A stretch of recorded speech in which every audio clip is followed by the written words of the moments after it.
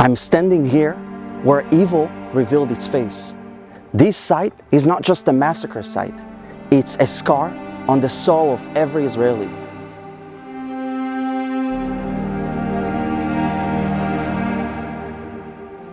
One year ago, on October 7th, 2023, what happened here wasn't a conflict. It wasn't a clash. It was pure, unfiltered hatred. A massacre of innocent people whose only crime was existing as Jews on their own land. They came here for joy. Young people from all over Israel, they came to celebrate life. They danced under the stars until death descended upon them. Hamas terrorists, in a coordinated wave of terror, launched over 5,000 rockets at dawn, using that chaos to infiltrate into Israel. They targeted civilians. Over 1,188 lives were stolen that day.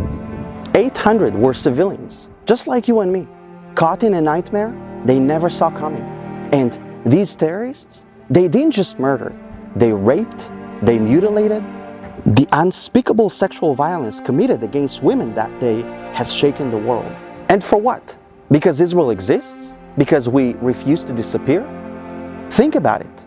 251 men and women were taken hostage. Some of them still remain in captivity. Can you imagine that? Their lives are in the hands of monsters.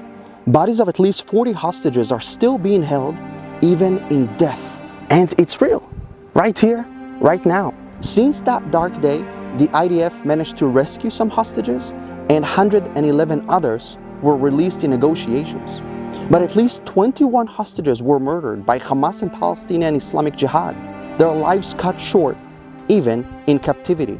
These were sons, daughters, brothers and sisters. They were not soldiers.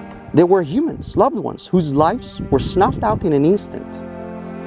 Look at their faces.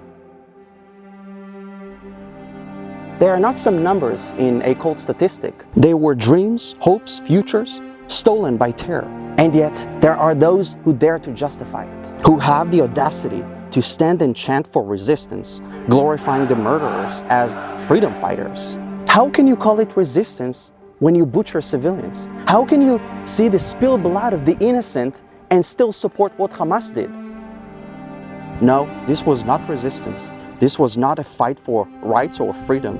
This was a crime against humanity, a war on the Jewish people for simply daring to live. The world watched it as it happened, and yet the hypocrisy is staggering. Where was the outrage for the innocent? The world actually stood with Israel for 5 minutes when we were under attack. But as soon as the Jews began defending themselves, the condemnation began. Because the world loves when the Jews are under attack, and it hates when we defend ourselves. But know this, Israel stands strong. We are here, and we will continue to be here. For every life taken, we stand taller and united for a stronger future in our land here. They tried to break us with terror, but instead, they have only strengthened our resolve.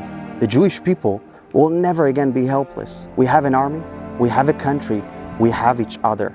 This site, this massacre, is a reminder of what we are fighting against and what we are fighting for.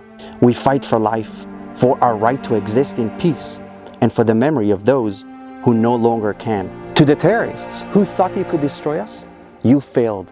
We are here, we're alive. Empire after empire, enemy after enemy tried to destroy us, and yet we always emerge victorious for our right to live in peace and harmony. Share this video in the memory of everybody that was massacred on October 7th.